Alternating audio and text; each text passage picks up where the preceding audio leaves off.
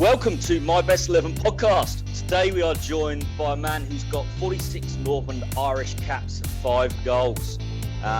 Started his career off at Leeds, then went on a huge tour around the UK. Bournemouth, Stockport, Cardiff, Luton, Swansea, Dundee, Sheffield Wednesday, Plymouth, Salisbury, and finishing his career off in Linfield.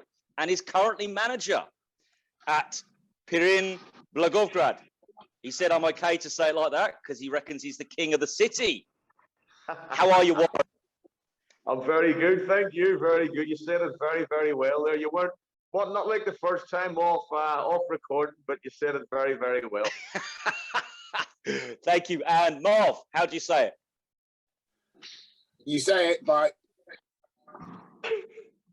Perfect. Beautiful. Did you hear that? Did the sound go off for some reason? Oh, damn. Oh, beautiful. How are you? That was quick. You cracked it. How are you, Marvin? I'm good, Andrew. This is going to be interesting, this episode, shall we just say. Interesting. Fino is probably, like, up there. I mean, I don't really care what too many people think about me, but this guy's beyond that. He's beyond that. Trust me. So it'd be interesting. I'm sensible now. I'm sensible. You're sensible now. That's good. Sensible. Not for the next 20 minutes. So what we're going to do is we're going to go through and Warren's going to pick the best 11 players he's ever played with on a park for, or park with. That includes Northern Irish players as well. So you're managing at the moment. Yes. What took you to Bulgaria to manage? Before we get into your formation stuff, I mean, they're a famous club. I read up there, it's actually where Berbatov started. Yep. You know what? I'd lost a little bit of interest in football. I was always an honest guy, and obviously going into the managing side of it, coaching side of it, and, you know, I was always one, if you had a problem, sort it out your face, and I couldn't. I lost my job at Newport for wanting to bring in people. I went to Notts County, was the exact same. Someone who we had as a youth coach, and obviously you're Australian. Obviously Harry Kewell was a manager, and I worked under Harry. Or you're out in Australia, sorry, Andrew. But we had a youth coach here at Leeds who was a director of football, and I just couldn't believe what I heard once. And I was always an honest guy. I told the manager, lost their job because we're being too honest. So, cut a long story short, I moved all my family back to Northern Ireland. I thought, I can't do with the football, that things going on behind the scenes. Took a job back home. And then I got a phone call to go to Bulgaria, and I'm not messing. My first words were, effing Bulgaria. I went, because I just thought, wow, the last time I was out there was actually with Luton. And I remember it was a pre-season trip, and we're in the nightclub 6 nights out of 8. And I thought, oh yeah, well that's my flight ticket booked. So, you know, it was a contact in England, and I went out, and you know what? I'm not messing it. It's absolutely beautiful. I'm loving my time there. And we've had a very, very good season, and hopefully it continues. Yeah, you got promotion. Congratulations. Yeah, I got promotion. Don't get me wrong. It was difficult because they don't like, no disrespect, they don't like a change. They don't like someone coming in, especially foreign, and trying to change your mentality. And I knew I'd get resistance, but I was saying there was 30 players actually, and I got rid of 7 in the first 2 days, just too many. And then over the course of the next 6 months, I got rid of another 30 as well, because I brought some in and got rid of them. And I just thought, this needs to change. And I recruited well. I brought in 14 to 16 men. Some have been outside the country, some have played in England, experience. And my first words to them, every player, if you don't want to run for me, leave, walk out of the room, because we're going to run. And to be fair, the boys have been brilliant. I've changed the whole mentality with a team spirit. I let the boys have a beer after games, on the bus. Just brought what I was used to, what I enjoyed as a player. But I know when to cut them dead if I need to. I have no problems doing that at all, you know, as long as I'm honest. Fabulous. And how's your Bulgarian? I know a few words. Apart from swear words? Oh well, well they know that in English anyway, so don't worry about that. But no, it's a very hard line. I'm getting there slowly.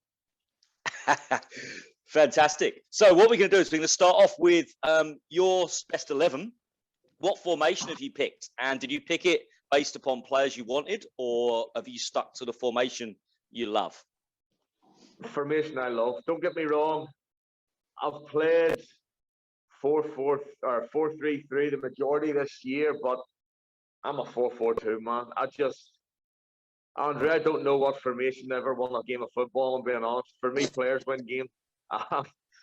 And yes, you can follow guidelines, but I just don't get seasons where these false nines beat the block, and I'm sitting there going, I just can't get my head around it. So I'm a straight 4-4-2, nice and easy. Andrew, it's Newley with an Irish accent, isn't it? False nine rubbish. I wish I'd have heard Newley after Guardiola last against Brighton. Apparently, he didn't even play a striker. He just played attacking midfielders. There was no striker. I'd love to hear Feeney or Newley on that. But you know what? That goes down to the players again. Yeah. Like, we'd all love not to pick a striker, but it just shows you it's the players. He's got good players that he trusts. It doesn't matter. Does not matter what Man City formation Man City play. And you look at the fear. Don't get me wrong. The conceded goals, but they're good players. They can play anywhere, and that's what I think too many people get caught up in. I went to a conference not long ago, and the question was, I want you to play through the thirds. And I'm sitting there going, what? It's not an American football pitch. And I go, what does playing through the thirds mean? And they went, well, from the defence into the mid. And I says, what's happened with a long pass? And I think Man City, at the end of the day, from the European game, Paris Saint-Germain, goal kick, where'd they get the goal from? Yeah. Edison booted 170 yards straight to the left back, crossing a goal. So, to me, is that playing through the third, or is that a long boot up the pitch? You know? Oh, it's semantics. That's all it is. It's making yourself sound a bit better. So, True. goalkeeper-wise, we'll jump straight into goalkeeper then. Off we go. So, as Warren will go through pick his player, but will give us some clues along the way and see if myself, Marv, and you listening at home, on the train, wherever it is in the car, see if you can guess it as well. He's German. Okay. He's from... Is that it? Germany? Yep, he's from a British Army background. Hence why he lived in Germany. Oh.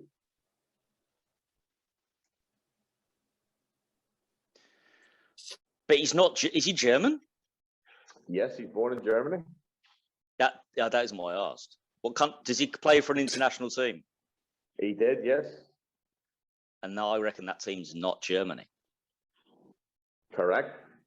Yeah, I thought it was. Mark Schwarzer. Sorry? Schwarzer? No. Is he not German? I don't know. Is he not German? He's Australian. Oh, is he? Why has he got a German name then? Mark, what time's it in America? I told you it's early. 7 o'clock. 7:05. Right. Did he play for... I'm doing this for the listeners as well and helping myself out. Did he start his career off at United? No. Not play a little bit. No. Did he play for United? No. I was going to go Roy Carroll. I was going to go Roy Carroll. Roy Carroll's Belfast. Or Roy Carroll's... Whoa. Let's back up now. You saying about me, Mark Schwarzer, and you're now saying about Roy Carroll. Oh, my days. At least you got the right consonant. Okay, right. I'm going to go. My next guest then is Mike Taylor. Correct. Done. Sorry, Marv. That's a good guess, that is. That was a good guess. It was. Mike very good professional, great athlete, and fantastic keeper. One of the best every training session, no matter if it was a bit of fun or we trained hard the games. He was a complete professional for me. So you played with him obviously for Northern Ireland then, but he was at Fulham at the time. Was he around Fulham? I think he was Fulham, Southampton. Yeah, he's been around. He's been around, but he's he was, for me, he just had that presence. Very great one-on-ones. Very great one-on-ones. Did he have a suck if you scored past him in training, or was he all right about it? Yeah, listen, I ruined his confidence a lot in training, so I did, but I had to pick him up that night.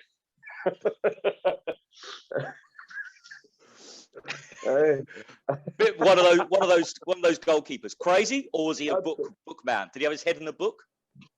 Yes, he was very, as I said, he was very professional, covered everything, looked after himself after games, training. Just obviously I was a bit younger at the time, and when you used to come in from the international games or recover, we used to go straight to the bar and have a beer. Mike was straight in the gym, recovered with Stevie Craigan. Now look at it going, that's why he's playing until he's, 37? That's why I'm walking around with aches and pains at 31. Awesome. I think Marv's frozen. Marv?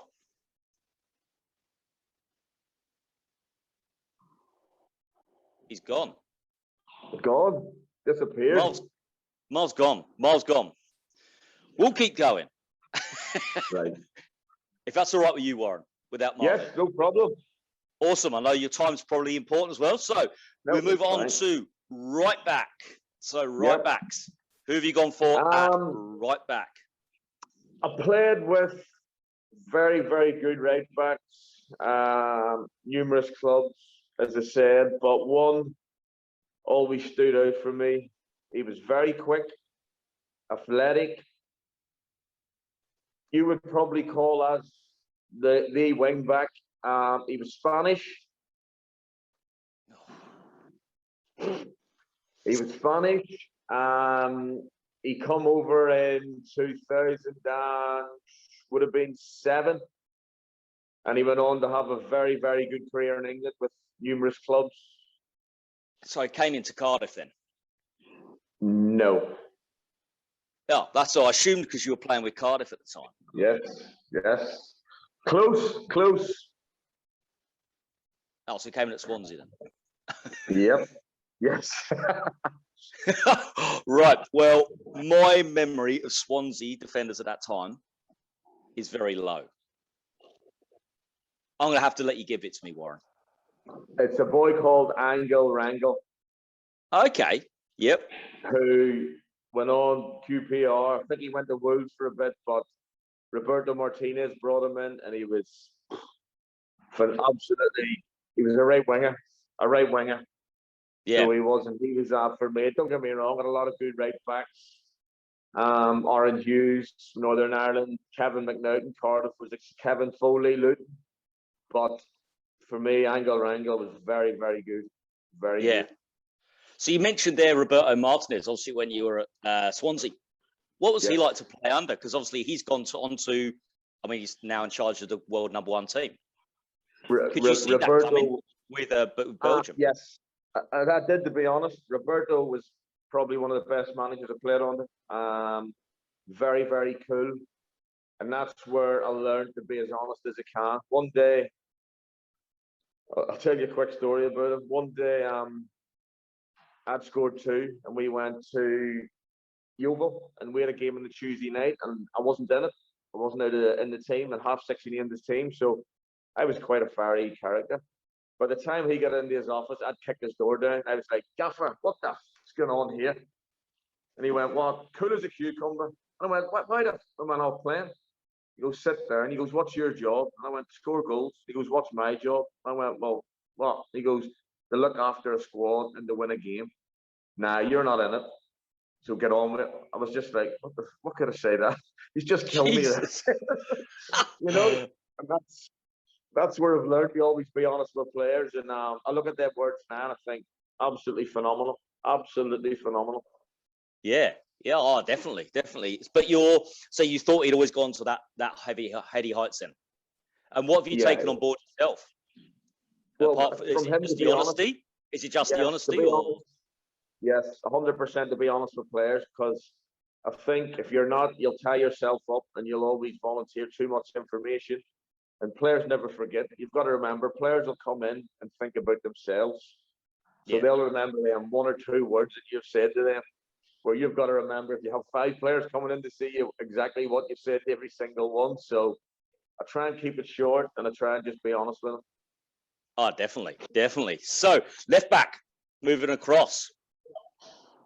Left back, played with a lot of good left backs, but one for me stood out. He could have played right back. His right foot was just as good as his left foot.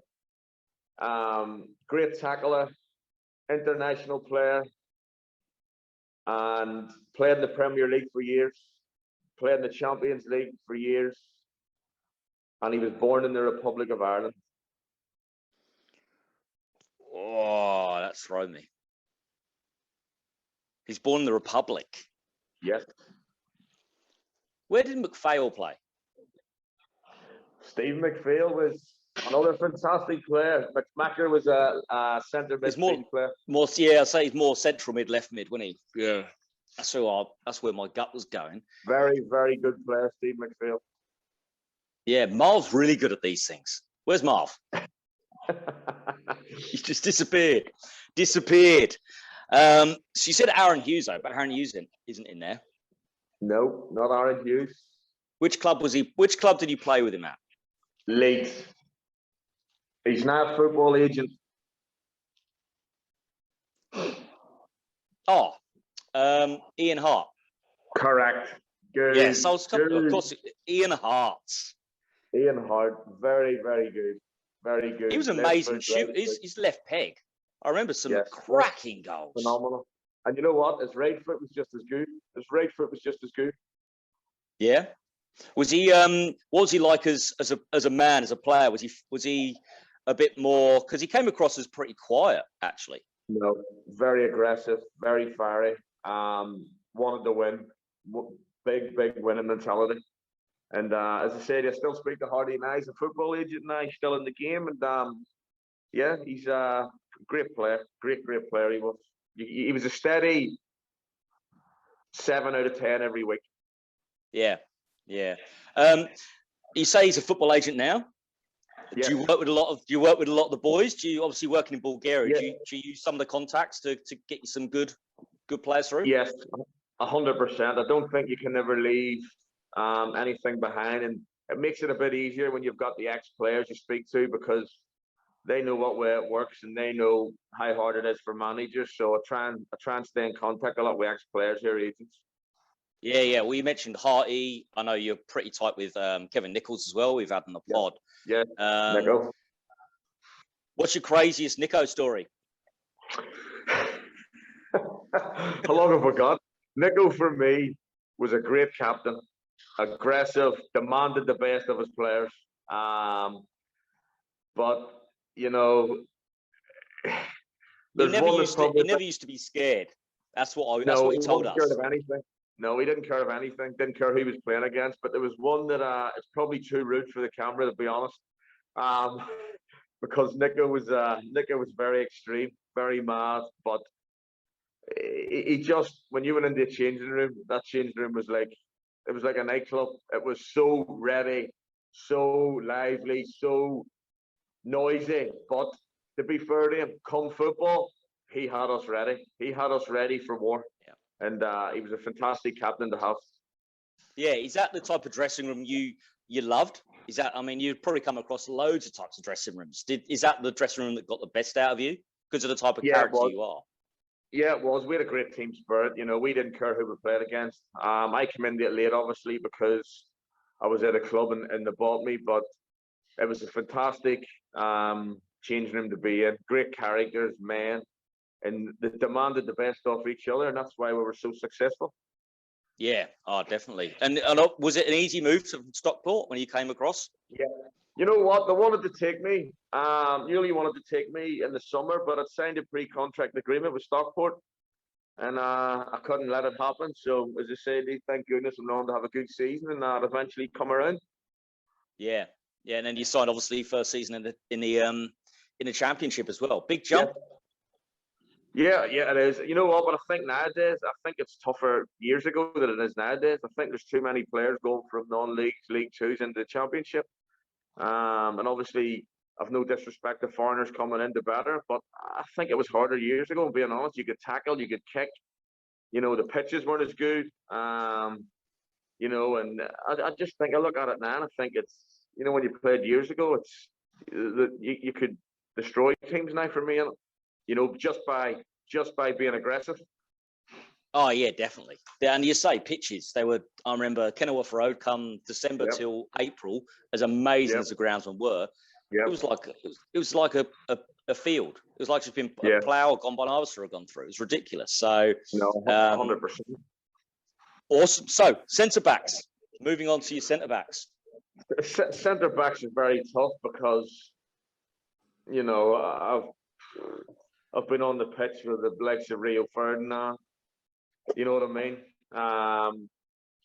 But I'm quite a loyal man, and the first one I'm going to go for me, is probably in the top 2-3 best defenders in the Premier League, and you don't have the likes of Arsenal, Man City come after you if you're not a bad player. And playing for Man United. You know, it just shows you the type of fella he is. Never forgets his roots. But for me, he's a successful boy as well. He's won medals, leagues, cups. He just literally won a cup there a couple of days ago. So I think you know who it is. He's going to be he'll be my number one, because I think he's a fantastic player. He is indeed. Marv, have you got a guess? I've just logged back on. I've been cut off. He's back. He's back again. I'm going to go Mr. Captain. Anyway, I've really just kept... What's going on, Marv? Is it just my end? Is it just my end, Warren, or is it freezing? Marv, do you know what you're doing? No disrespect, eh? What? You keep cutting out, Marv. I keep cutting out. You two keep cutting out. Yeah, but we're talking fine to each other. I don't know what. I told her I'm on my iPad. I don't know what happens. My reception seems to be really poor. Really. Do a warm up. Get yourself up, Marv. Hey. What player? Who is it then, Andrew? So I'm going to guess first centre back. Started at Man United. His career. I don't know if he started at United. Then went to West Brom, and then is at Leicester. Oh, I can't think of his name now.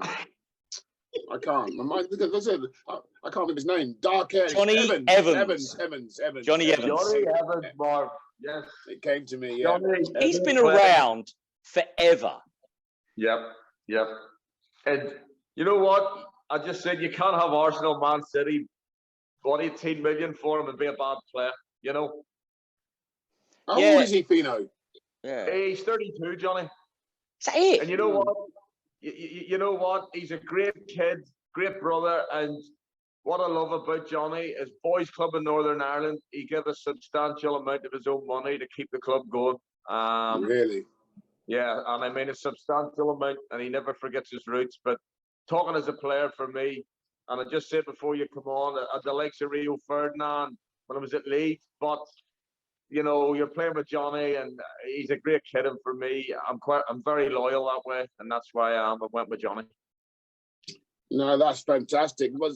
I mean, like you said, he started at Man United, and he's had a very good career. But like, he's one of those players who, again, right? I'm going to compare him to you. You're not exactly quiet, but he seems to be. Seems very, very like placid and very, very like calm. And the way he plays, sort of thing, really. Is that how Yeah, he he is? is. He is. He's just gets on with his job. Don't get me wrong. We had a fantastic Northern Ireland team. It was like our Luton change room at the time. Win, lose, or draw. The boys were on the soup. But he knows when to let his hair down, Johnny. But yeah, he just gets on with his job. As I say, I think when he left United, the United fans weren't happy. It was Van Gaal's decision. I think it was an absolute steal for him to West Brom. But he's a calm boy, calm on the pitch, and just relaxes the situation. Yeah. Do you think he chose to go to West Brom and then Leicester, or particularly chose to go Leicester rather than City's or Arsenal's? Because surely there must have been some truth to it. What was the logic? I mean, do you know what the logic was? Was it guarantee of first team football? I think at the time, I don't think they were prepared to let him go to another rival. And that's why he ended up going. And remember, was it 18 million? I think it might have been Wenger's last year.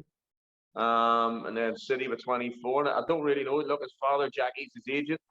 Only he'll know, but I'm sure something's behind it. But, he's went to a fantastic club in Leicester with a fantastic manager. And as I say, they're reaping the rewards at the minute. Yeah. Management, do you reckon, or punditry for him? Johnny's a cool dude. He could probably go down the manager side of it. You look at Brendan, who's working on there. Brendan's very relaxed, gets the best out of his players, which you could see Johnny get down that line with him.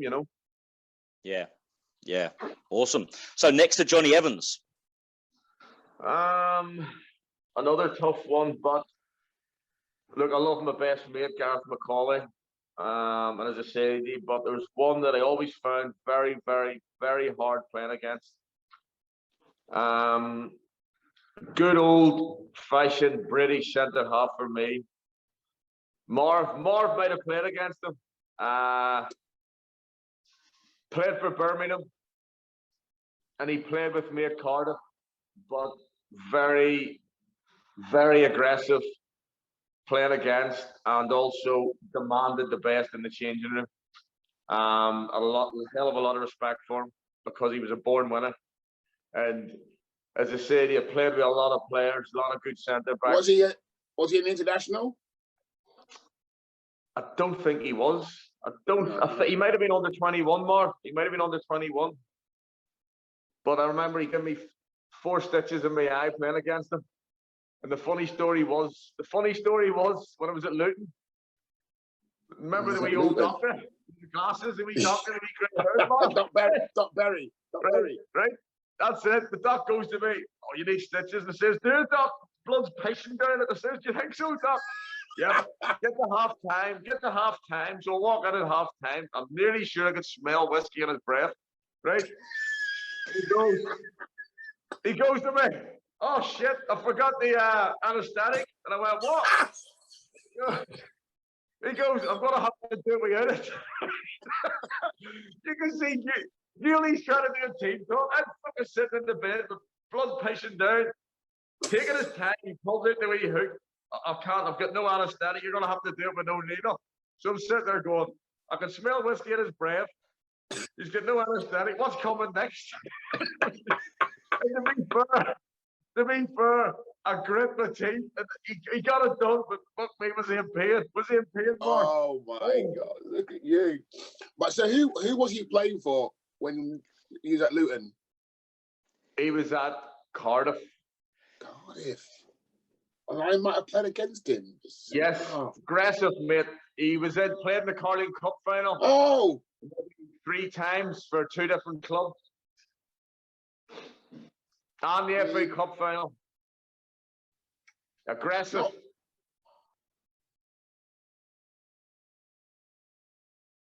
The only person that Birmingham around that time, Birmingham I got in my head as well, was that time is Stephen Carr, but it can't be him. Because he was a right back. He was a right back. Aggressive. He was actually, you know what? He was actually captain of Cardiff and Birmingham. Aggressive as hell. He had a fucking kick lumps in you. This is gonna like annoy me. I should know this then. A bit like Nico, the captain. A bit like Nico's a captain. Didn't care who he was playing against, who was in his. He battered people, and that's why I love that. and Cardiff. Birmingham and Cardiff, centre halves. No, I'm out. No, go on. Darren Purse. Darren Purse. He said that the blood. Was he that aggressive? Was he? Yeah, he was aggressive, mate. Really? Aggressive. Yeah, he was aggressive, mate. How many stitches did you have because of him in training? 4. Oh, he gave me 4 in my eye, playing against me an elbow, and you know what? He laughed at me. I turned around to him and remembered this. There's no speak to Percy, and I said, he says, here, I'm not the one with the cut eye, you are.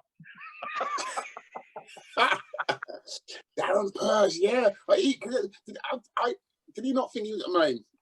I mean, he was a bit of a player, didn't he? Did he not? I didn't think he was that aggressive. He liked to think he could play a little bit. But he was what I'd call Marv.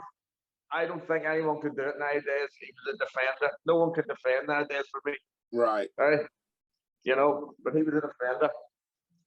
Yeah. No, that's true. Fabulous. Awesome. So what we can do is we're going to pause it here. And then when we come back after the break, we'll hear from the rest of Warren Feeney's My Best 11.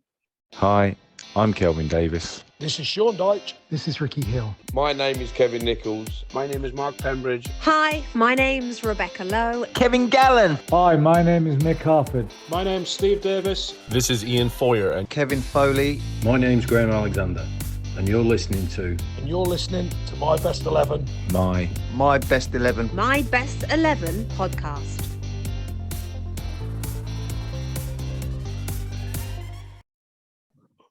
Awesome. So we're back for part 2 of My Best 11. So far, we've got Mike Taylor, Angle Wrangle, Ian Hart, Johnny Evans, and Darren Purse. Warren's going 4-4-2. So, on the left or the right, whichever one you prefer, Warren. On the right, I'll go on the left first. Born in Australia. Oh, go on. That's easy, isn't it? He won the Young PFA Player of the Year and come third in the PFA or the Premier League Player of the Year, PFA, whatever they do, in the same year. Yep. And Champions League medal, and obviously a fantastic player for the country that you're in. I'll put his name down already. Oh. Mr. Harry Kewell. Correct. Harry, obviously we're very close, best friends, but you look at him in that time at Leeds, I remember sitting in his room, no word of a line. His agent at the time was Bernie Mandich. And Harry had Man United, Liverpool, Chelsea, Roma, Inter Milan, Arsenal, Real Madrid, all come in for him. And that time, sitting in his house, that one phone call, we were playing the computer, Inter Milan had just put a 25 million bid in there, and that was 2001, 2000. So you're talking then, what are you talking now, 150 million?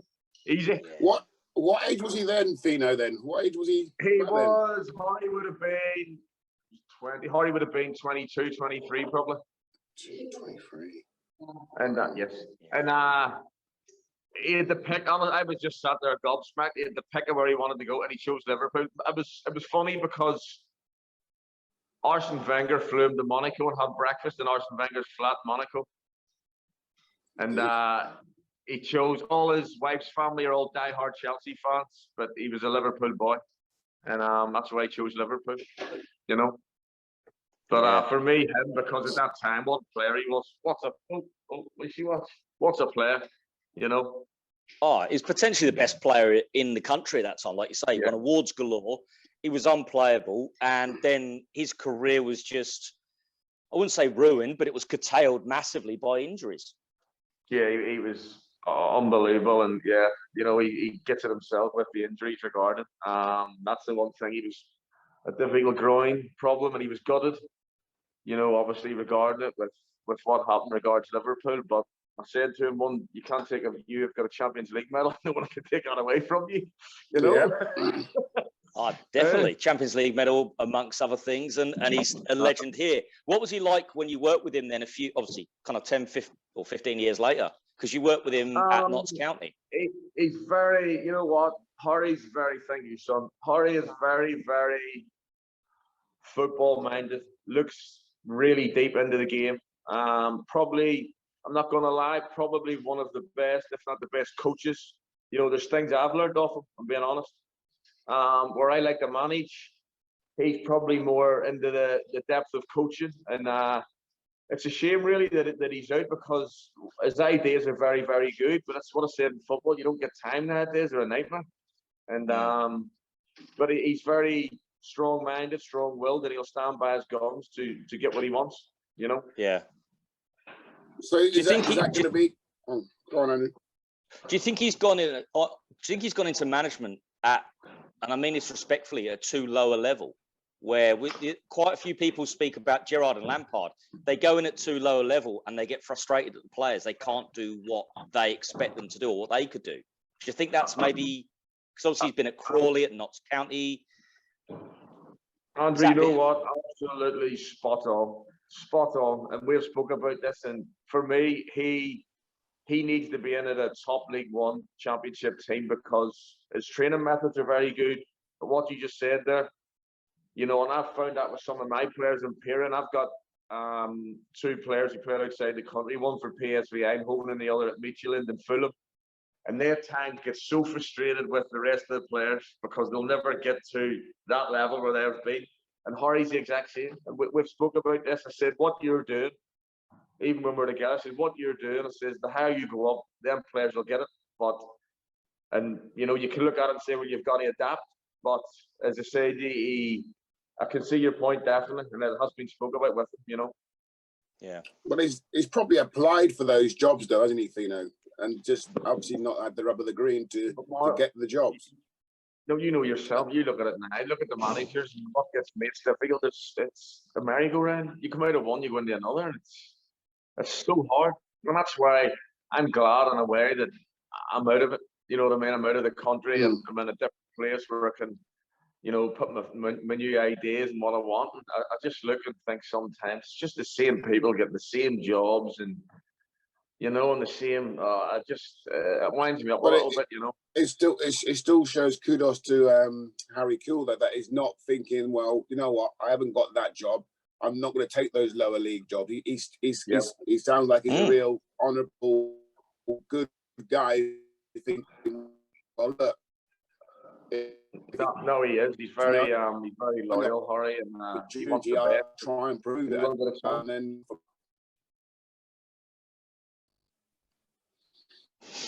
Marv, you froze. Marv froze again. You think he's fighting Sub-Zero in a Mortal Kombat? Again. What's going on? We can hear you on and off, Marv. Marv, put 50p in your monitor. You might get a bit more signal.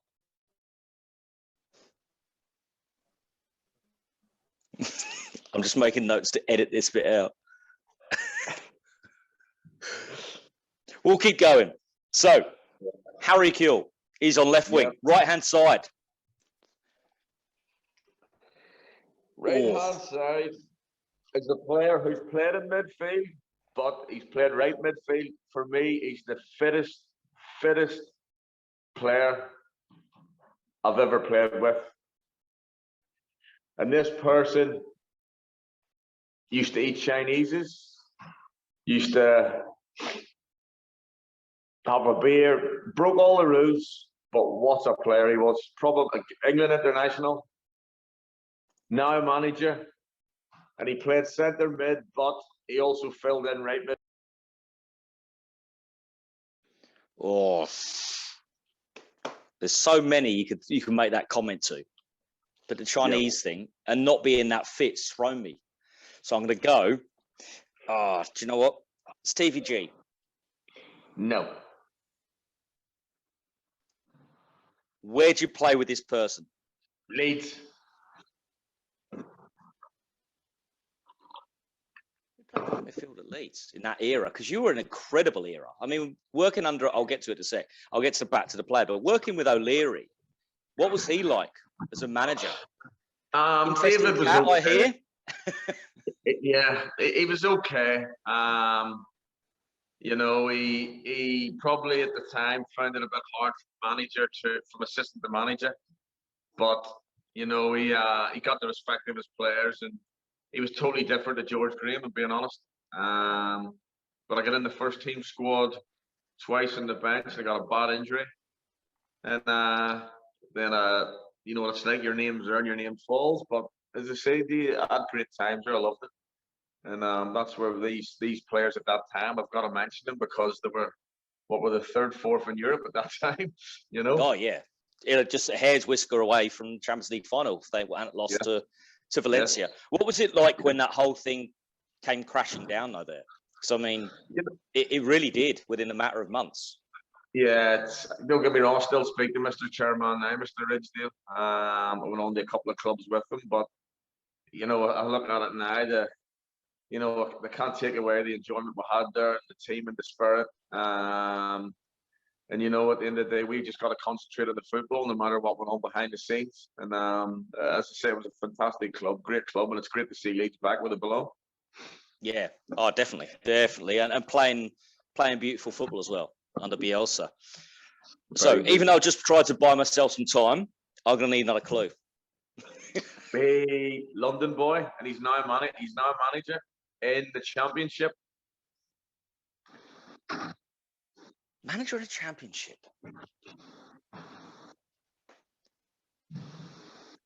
I'm going for the Leeds players. Woodgate, but he's centre back. He was there. Who's manager in Championship now? He was a centre mid, but he filled in right midfield as well. He could play both. Goal scored midfielder, scored goals for fun, fit as hell. This is going to really annoy me if I don't get this. Really fit. Oh no, he's not a manager. I was about to say Milner, but he's not a manager. No. Or older. Played for Newcastle, West Ham, played for Birmingham, England international. No, go on. I don't know why my brain's gone. Lee Bowyer. I forgot he was at Leeds. Yeah, Lee Bowyer.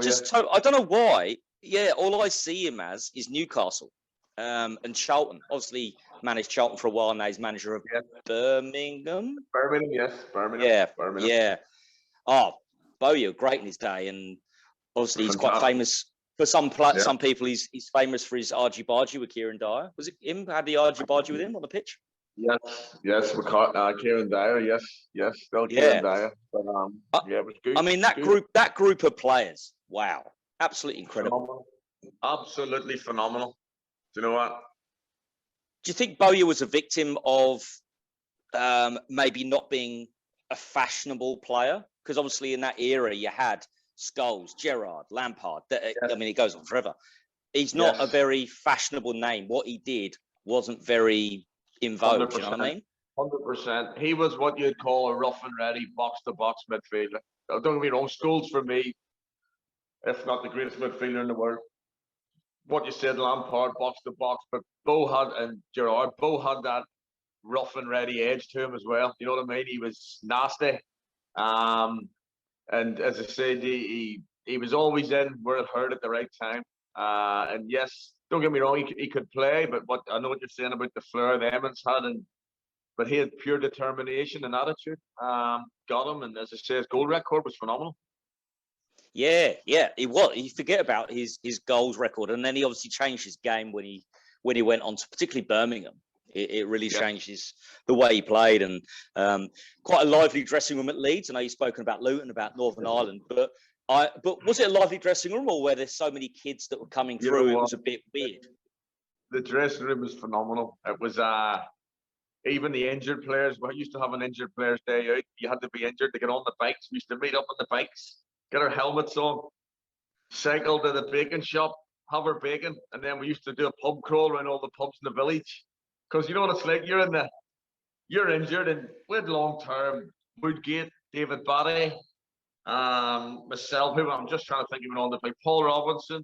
There was loads there and other ones, and because you're injured and you feel you're out of it a wee bit. So we used to organise for the injured players, and honest to God, the laugh we used to have, but also with the players, the change room where Christmas parties. I remember getting trailed through a building site, because I was in the first team squad at the time, was 17. Getting trailed through a building site naked, where if you'd done it now, you'd have the historical crimes, crimes coming after you. Handcuffed the goalposts.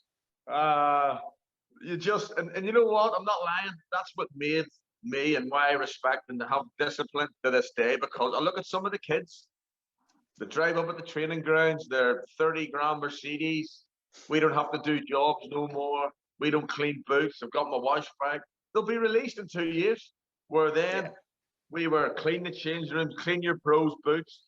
But what a team spirit. And one of the Christmas parties, we dressed up as cowboys and Indians. And I remember walking down Leeds High Street. And I think it was Gary Kelly at the time. He was dressed as a cowboy. And he ran onto a bus and then on the road the bus, and they thought it was a hold-up because he had a fake gun. And he was dressed as a So that's the kind of team spirit we had in Leeds, you know. Awesome. And who was your pro? Who were you cleaning boots for? Jimmy Hasselbaink, and there's a great story behind it, because to be fair, Jimmy, I'll mention Jimmy later, you'll get that one, but Jimmy was a pro, obviously, then, big signing, and I was his boot boy. So usually, come Christmas, your pro give you money to go back to wherever you went. Gary Kelly gave us pro 250 punts, it was at the time, £250. So I'm thinking, yes, Jimmy has paid player at the club, here we go. His boots are phenomenally clean. He gave me a pair of Nikes, 2 sizes too big. So I'm standing there going, is he fucking taking the piss out of me or what here? And thinking, what? So I thought nothing of it. So 6 years later, I obviously go to Cardiff. Yeah. And a great physio at Cardiff, Sean Conley, rings me up and he goes, Fino, says what? And he goes, you know Jimmy? And I went, yeah, why? And he goes, we're about to sign him. And I went, fucking yes, here we go. And he went, why? And he goes, well, he says he's looking through all the pictures and he sees you on the phone. He goes, oh, I know him, Leeds. And I went, good. I says, tell him that I see him tomorrow. So I walked in the next day. Oh, what? I says, you fucking tight C-U-N-T, I call him. I don't fucking forget 6 years ago. Sorry for the French, by the way. I don't forget 6 years ago. I said, now you can't because I'm a pro. He went, oh, straight on the back foot. I went, stick it up your arse. I said, I'll give you the £50. So that was Jimmy back in Cardiff. So I got me own back. Good old Jimmy Floyd Hasselbaink. Because we've had other people on here before who have a dig at Marv, who used to clean his boots. Dig at Marv. No, but we're just talking. So Jimmy Floyd Hasselbaink, Warren used to have to clean Jimmy's boots, but you've had quite a few pros coming through who you've had wash your boots, Marv. Is that right? And you were maybe a bit tight on the finances. Tight on the finances. Listen, some of the lads who I cleaned my boots could have gone and brought a car with some of the money I've given them over the years. So listen, let's just put that straight. But I'm back now. I've moved. I'm going to a different room. Maybe I'm not meant to be on this episode for some reason. I don't know. Maybe Fino, I shouldn't be on this episode because I keep cutting out. Marv, you just missed a great story about Jimmy Hasselbaink being a tight fucker. Listen, Fino, that doesn't surprise me. That you're coming up with some great stories. But where are we anyway? What position are we at? So we're now moving into central midfield. We've had Bowyer and Harry Kewell. Off you go. This one I've got to, because for me, great captain, great leader, great player, calm and composed, fantastic career at the top level, highest level, and he's still playing now. He's still playing now? Yes. Not in the Premier League? No. Okay. He's just literally won a league title again.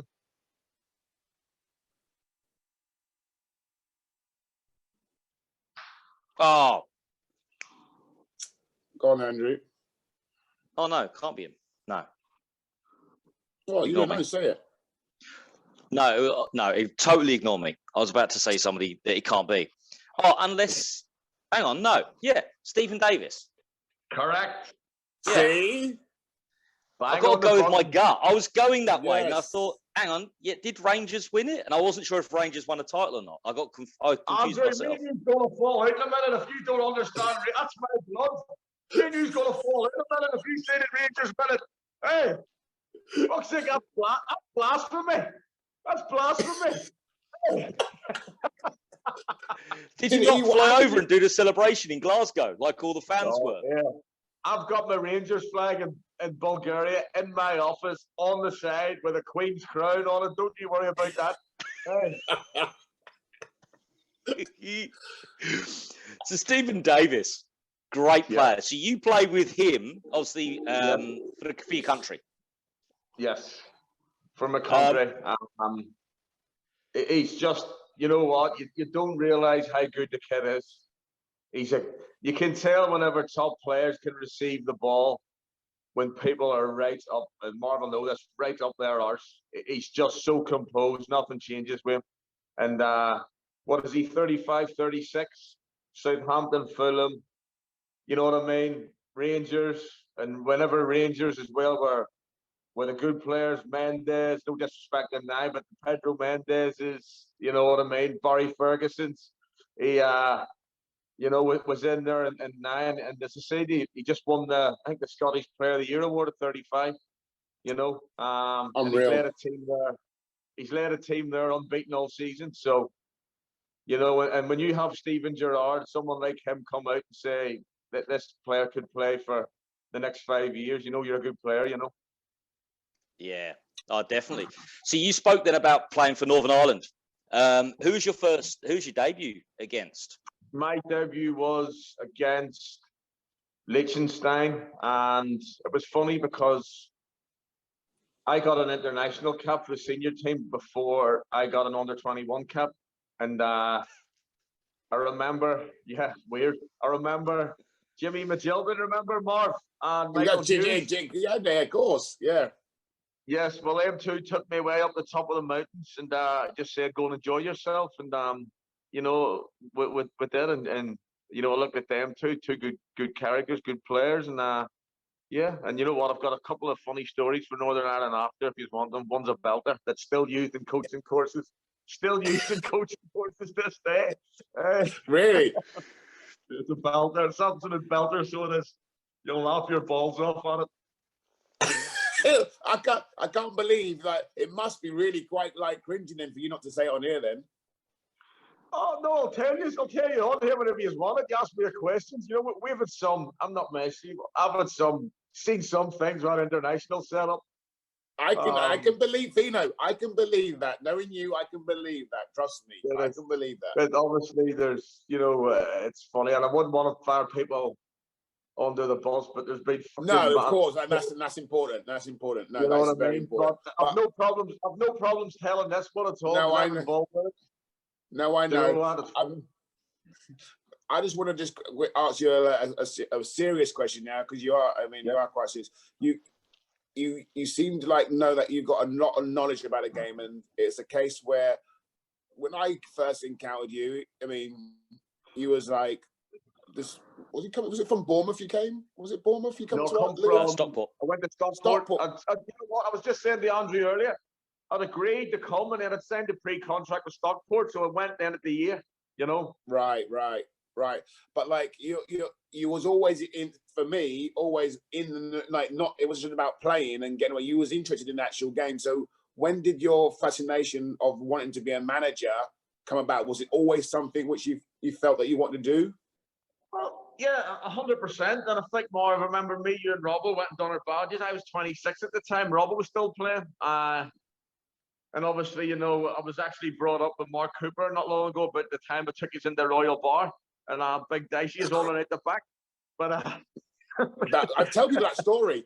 Listen, I'm not even joking. I'm not even joking, Fino. I told someone that story the other day where, like, we walked into that bar or that pub, and it was like, it just so happens that he wasn't even like in the front. So it was a case where, like, not being funny, you see all these white faces and then you see this black face, and then, right, you're thinking, like, the bar is just quiet, not a single word from anyone in this whole place. They're just like, what the hell? Who are they? And then you hear like, we waiting for someone pushing through. It's, you know, pushing through from the back. So obviously making sure everyone's got in, and they've all gone, oh, fuck, it's anyone. And all that.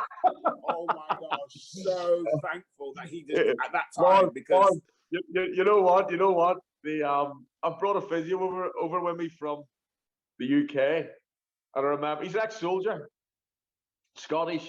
And he phoned me one day when I was over here. This is years ago, about 7 years ago. And he was over doing a coaching thing with his son. And he phoned me up. I said, yep, go down to the Royal Bar and meet you, because he knows it well, Sandy Road. Go down, yep, meet you down there, no problem. So he walked in, he said, it was like the Wild Wild West. He said, I'm standing there, and I said, can I have a pint? And the guy looked at me, got me a pint. Who are you waiting for? He said, and he tell you this day, he said, this unit come out. Who are you waiting? Just waiting in a front. He said, thank God you walked in, because my arse was going like that. I went, oh, no problem. You're not it was literally, I mean, the lad's face were like, they were like beads of sweat coming down their faces, because obviously, like, it was just literally not, I could hear a pin drop in there. I tried to act for cool. I was just like keeping my mouth shut. But no, to back to your question, yeah, I just thought, and you know what, I probably like the management side of it more than the coaching. For me, I'm not being disrespectful to people or rude, and I move with the times, but these head coaches, for me, a manager's got to see over everything. You live and die by your signings, you know what I mean? You've got to have control of who you want to sign, what you want to do, and also, I'm a big believer, if you're on the coaching part all day, every day, the players get sick and bored. I try and sometimes go down, stand out of the road so they can see me, but I'm far enough away from them so they don't know what mood I'm in, and they'll be going, fucking hell, what's he like today? You know what I mean? So, because I think if you're there 24/7 on them, I think I used to get bored, you know? No, it's very much the same philosophy what Newley was like. Newley was like, he used to say the same thing. You know what he was like. He used to like let Steenie do the session, or I'll take the session with Steenie, and he'll come down and he'll join in, and sometimes he'll just stand and watch. And like you just said there, I think it's spot on, because when it comes to now the game and the manager is talking, you've not heard his voice all week, so you're going to listen, because obviously it's not, as I call it, sometimes I say, when people start saying the same thing over and over again, it's just noise coming out of their mouth. But like, you're right, spot on. Yeah, no, definitely. Yeah. So next is Stephen Davis, the Rangers legend. You mentioned one, Steve McPhail, phenomenal player. Very, very good. But one I liked, and you'll probably find it very, very hard. And I get asked this question, even with players I've played against, and don't get me wrong, played the Pirlos, Iniesta, Xavis.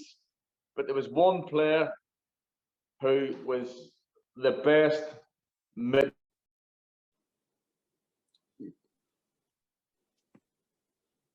Out of a team in Holland, and he ended up doing his cruciate on the day they just agreed a £4.5 million transfer back in 2009. And for me, would have been he would have been the best. You could have hung a cigar off the crossbar, and he would have hit it from 30 yards with both feet. Did he play for West Ham? No. He was at Swansea, but whenever Martinez left for Wigan, he put a bid in for him straight away, and the kid done his cruciate in the morning of training. 4.5 for me would have been the best. You'll find it hard to get him, I'm being honest. He was like phenomenal. I've never seen some of the things he could do. He could pick a pass with both feet, 40, 50, 60 yards, no problem. He was that good. I'm telling you, that good. You think you'll find it hard. So where else was he at? Where else did he play at? He was at Den Haag. That's where they got him from, 30,000. And he went to, when he got fit, and it was hard on the kid because he just wasn't the same player. He broke his leg, I think, after that. And he went to Derby for $500,000. But yeah, I would have loved this scene him whenever Martinez had him at Wigan, because he would have been on for me to be one of the best. Wooters? No. Good guess, I think. I mean, no, I'm not going to get it. Nah, go on. His name was Ferry Butter. Yeah. Research him. He was. I mean, you've got to. He was that good, and as I said, you've played with a lot of midfielders. You named there, Ricardo, Simica, Maka. Yeah. You know what I mean? Even Nico, the ones that we had at Luton at that time. But this boy was special, and he went on to have a good career. Don't get me wrong, but he would have been even better if he hadn't had the injuries. Yeah. I'm a striker. You like these, Marv. We are on to strikers, forwards. Let's go. I'm not going to mention Jimmy. I've mentioned him, and I'm just thinking I've got two that probably superstars, world superstars of both of them. One I still speak to a lot, 3 times a week. Never ever, didn't hold the ball up, but you put the ball in the box. He was there, and his nickname's God.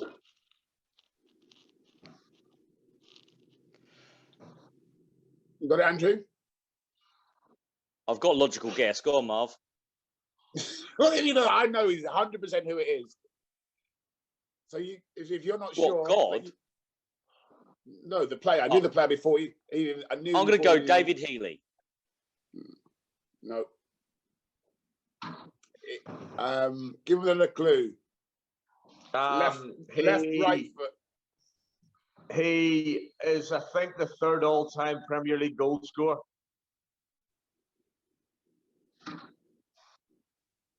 I don't think Andrew. It's hard for him. I don't know if he'll get this because he won't put the connection. Robbie Fowler. Yes.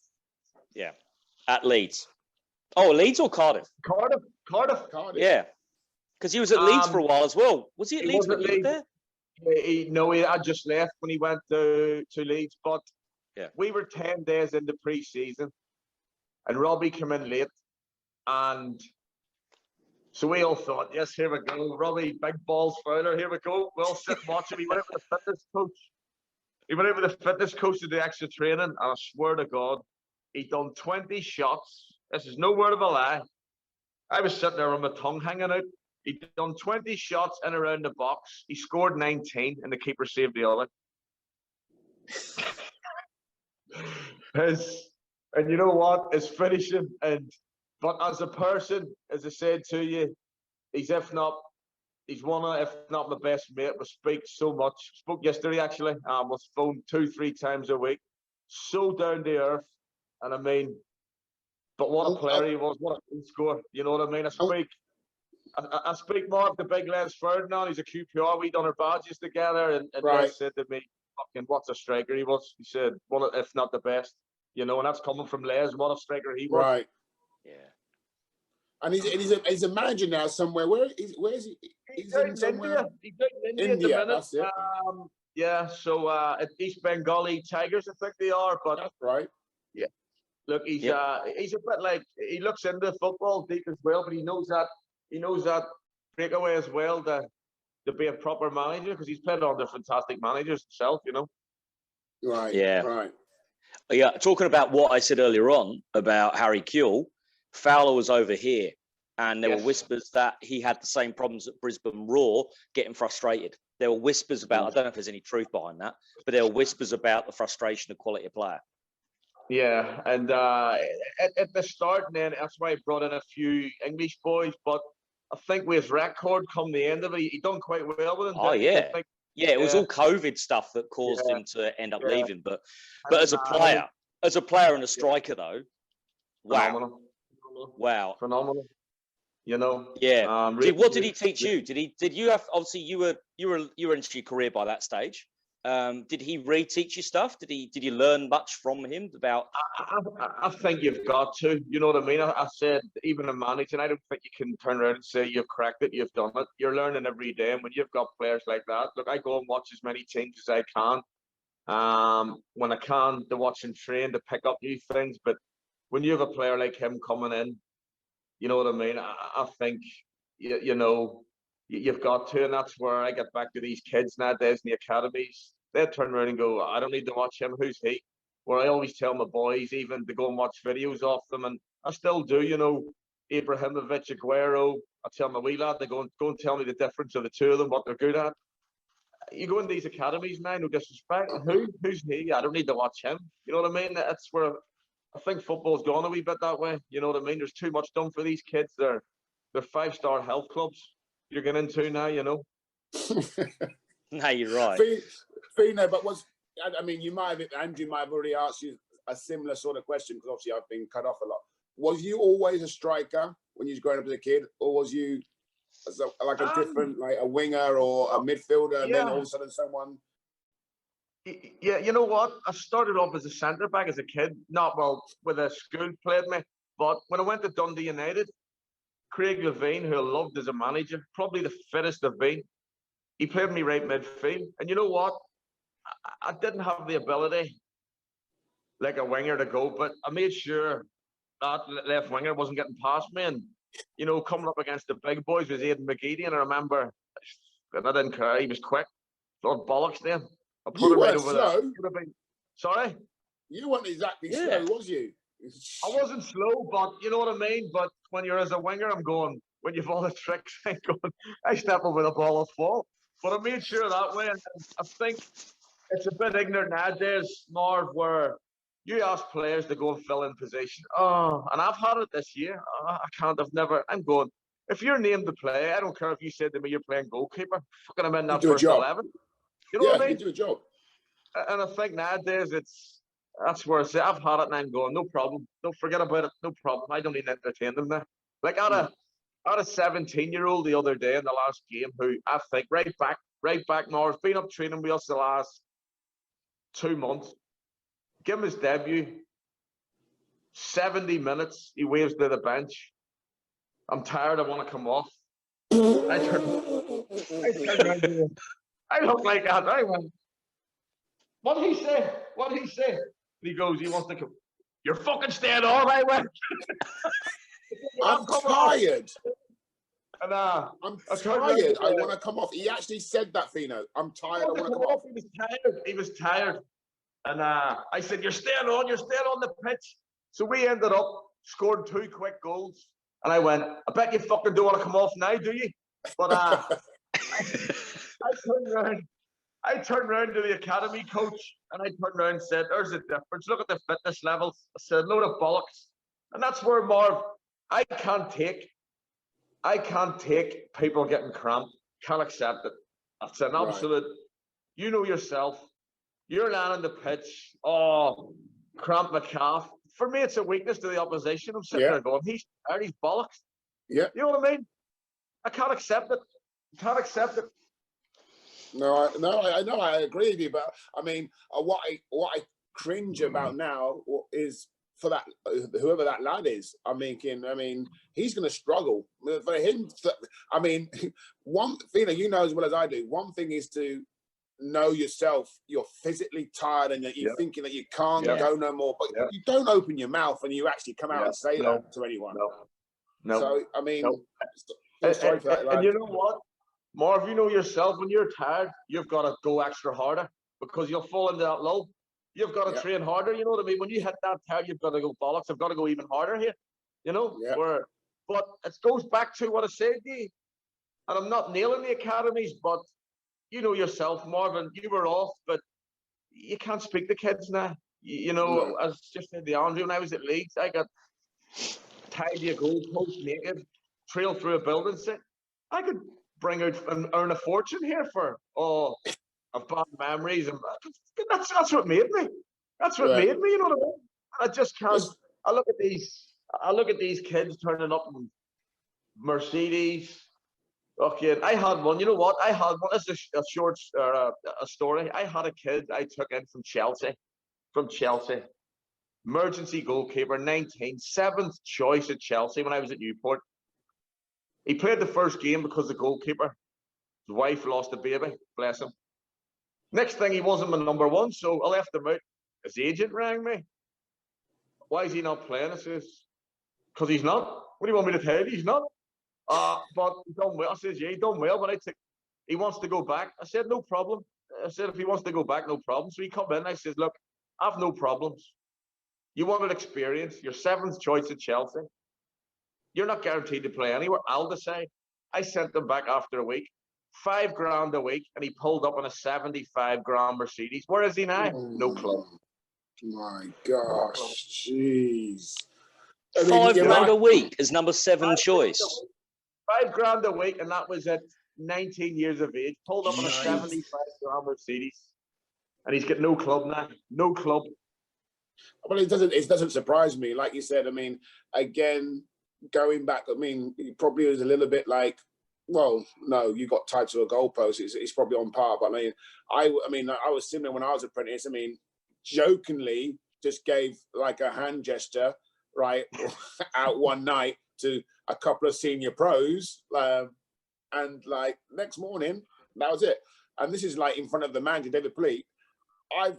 They've gone, oh, he was like bad mouthing me last night. He was out on the town. Was Johnny Big Bollocks. Now not so big now, are you? And they picked me up and they grabbed me, and I'm trying to like get loose. Please there, just like he just turned a blind eye. Took me in the bath, right? And obviously put the white stuff that you put on boots, the white, yes, to keep the white. Yes. Bang, bang, all over me. And they just threw me in the bath. That was it. Don't be cheeky again. Bang. We're at all, and you know what, Marv? You look at the respect and the discipline. I'm telling you, now you can't. You know what? I had an incident at Newport, and because the academy was in the school we trained at. But anyway, the academy director phoned me up, and good lad he was, Byron. He said, look, I've an issue. 2 of the kids have turned up to school drunk. One's been released, or 3 kids there was, one already been released. They've turned up being sick all over the car park. And he said, one of them can drive. And I said, no problem. I said, look, I'll deal with it, get the car keys and da-da-da. He says, tell them to come to my office the next day. So they come in the office. I said, you two, big boys, hey, big boys turned up for... I says, just want to be sick? Because I'll make you fucking sick. So I took them outside. I run the balls off them, up and down the pitch, up and down the stand. And I said, and sat there and watched, just kept watching until they were physical. Next thing, a welfare officer at the door, come into the office. You can't, such safeguarding, you can't, I said, why? And they went, because you can't treat the I said, hold on a minute, them kids, and to be fair, the kids done it. I ended up giving them pros. They were good kids. I said, them kids volunteered to do it. They wanted to do it. That's the only way I got round it. Or else I was snookered. I can say, but who grassed you up? Well, you know, the people's there in the training ground, and you know what it's like. They'll all talk, Marv. And I says, look, I wasn't so. I said, I'll tell you one thing. I'm not interfering in your job, but this is the way I was brought up, and this is these kids will learn. You can't do it. And I says, well, they've volunteered, and the kids were good as gold. I ended up giving them two pros, good players. But they got pissed at them. That's why I can see. I don't hold grudges against anything. You can't. But I'm just sitting there going, a welfare officer. Oh, don't tell me what to do with football. You know. Oh, you're right. Right. So next to Robbie Fowler. The other striker. This striker, sharp, very, very sharp. Broke a record, 10 goals in a row. We run around together down there. He was down, I was down at my own. Played England international for years. Played for some big clubs. Did he play for Spurs? Yes, he did. Yes, he did. Very, very did he play sharp. Did he play for Middlesbrough?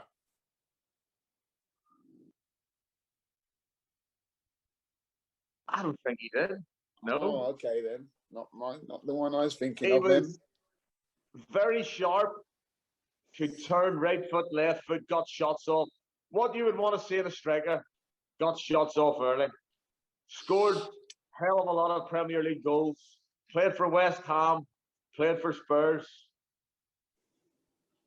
Oh. No. Played for Bournemouth. Twice. Yep. Oh my gosh, I can't think of his name. And has he just won the title at Rangers? Yes, he has. Yes, he has. Yeah. You right, Marv? Defoe? There you go. Jermaine Defoe. Jermaine, I come down to Bournemouth first, and Jermaine was down, and the kid was 18. And to be honest, I've always said to strikers that growing up, go and watch Jermaine Defoe or go and watch Ian Wright, because there's been and obviously Robbie fits in as a different kind, but there's been a different striker. They were phenomenal at getting across the front post, the sharpness off them in around the box, getting shots off.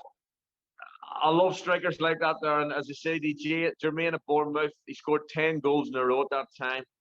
And the kid he stayed behind at training, all working. And I take some of the sessions he had obviously learned at West Ham at the time and do them with my boys now, but everything was sharpness in around the box. And he was a phenomenal striker, absolute phenomenal striker. And not a bad strike force, to be honest. I've got Robbie and Jermaine. There's plenty of goals there between the two of them. And the Harry Kewell chipping a few in as well. But like the funny thing is, what you're just saying about, especially those two players, but in general, all players, is that sometimes I think when these players get to the stage where they are at the top of their game and everyone can see like Fowler, like being the third, top scorer in the Premiership, and all these kids now just see they just see the end result. They don't see, like you just said about Robbie Fowler with those balls and shooting, and Jermaine Defoe and like session after session after session after training, doing finishing. That's why they are where they are, because of the work that they put in. It's not like you just see the end product when you see them scoring goal after goal after goal. That's what I think some of these kids struggle with, is to get in the perception of like, you have to put the work in. No, Marv, you know what? You're 100% right, because you know yourself, you've had to pull these boys off the training grounds, where now too many people want to live the life of a footballer. They want to come in. For me, around that age, come in, train. What have I got in the afternoon? Go for my coffee, go into Selfridges, go to Hart, go and spend this, you know what I mean? Where there's Robbie played, he was 35. There's Jermaine still playing, he's 36. Yeah. You know what I mean? And still scoring goals. Where it's, as I said, you're spot on. You know what I mean? That the more work you put in, and I got asked this question the other day in Bulgaria, and I played, lucky enough to play against Messi, lucky enough to play against Ronaldo, and I was asked the question, who do you think's a better one? Ronaldo, for me, is power. He's worked. Don't get me wrong. Absolutely phenomenal talent. You don't get to what he's done, but he's trained, got better. See Messi when I played against Messi. You see him in the TV. See when you see him in real life. I can't describe him. The ball is glued to his feet. He's at low sense of gravity, where he just. I think I tried to kick him, Marv and Andrew, 10 times. I couldn't get near him, and I mean. I just thought, bollocks this, mull him, and I could not get near him. He was that sharp. He just knew how to ride tackles, is the old expression.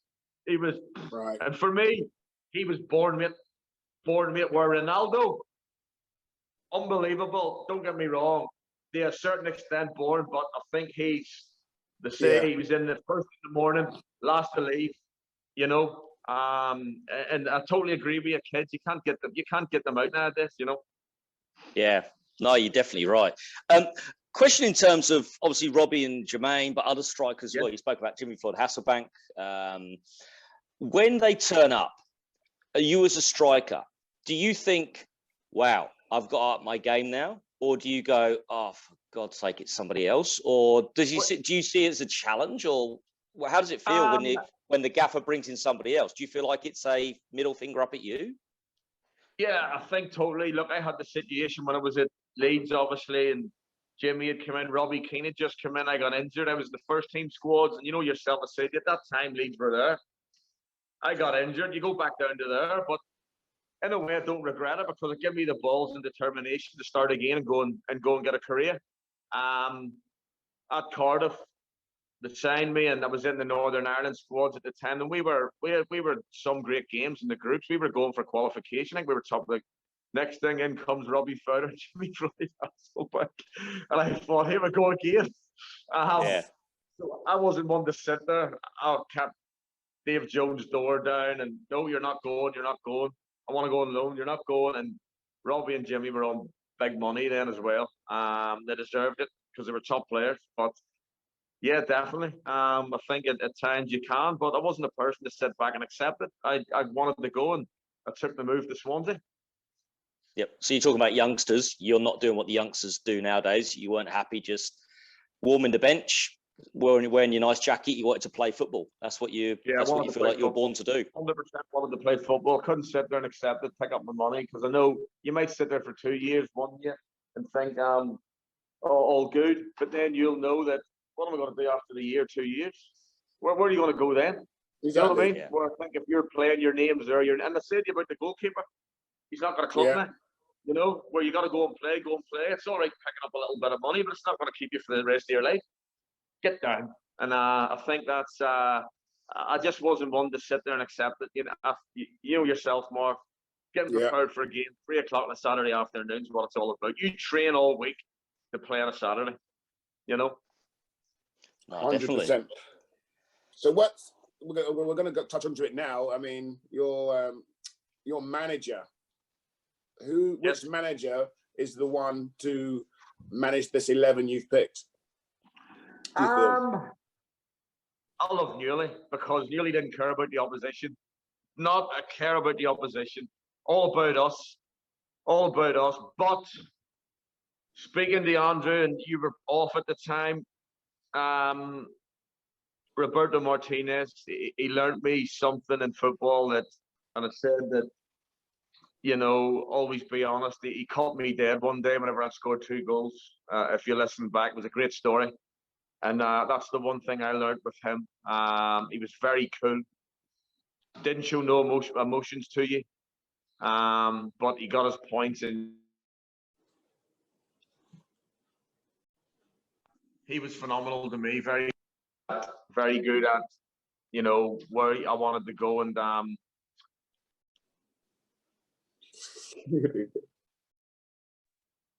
it's the boss ringing me. That's the boss ringing me. I'm asking him for an $1 million to bring in more players. So again, I mean, where do you now about managing yourself? Where do you see yourself? Where are you looking to have an end goal of? Yeah, obviously, international Premiership, or I mean, where? Man, you can never tell the future. You know what I mean? And no. I'm enjoying my time here. You know, I'm building something. And as I say, look, I think if you're not in the game to drive and be the best and go the highest you can, then, you know, to accept it and sit there and be comfortable. I'm not like that. I want to be a success. And as I say, look, I'm building something here and have a good league next year. We're in against massive teams. And, you know, it's something that I'll not fear. Never feared as a player. And then go and enjoy it and go and give it the best. Look, as long as I walk away, no matter what happens, saying I've given 100%. You know, whenever I win, I don't get high. When I lose, I don't get low. I've learned to just stay level-headed, because you can never tell what's around the corner in football. You know, it's true, and I think you'll do really well next year because of your attitude and how your outlook is. Like you said, you don't fear anyone, and I'm sure if those players have any way near half the belief what you've got, I mean, there's gonna be some upsets, big upsets next year. So all the best. Marv, you're spot on. I was asked after when I won that, oh, you're coming up against Ludogorets, you're coming up against Levski, My reply was, I don't care. I said, it's 11v11. I don't care who we're up against. I said, when I played with Northern Ireland, but played Spain, England, I said, I couldn't give a monkeys who we're playing. We're standing in the tunnel. I'm looking at you going, let's go. You know what I mean? And I think straight away, the mentality of what people said and the big team, I respect them. They're big teams, Marv, you know yourself, but you don't fear them. Playing, who cares? Go on against them and that's it, you know? No, definitely. And for the Northern Irish fans amongst us, you were the third generation Feeney to play for Northern Ireland. You mentioned your lad. Yes. How's that going? Very good. My little boy, hopefully he's going to be the fourth.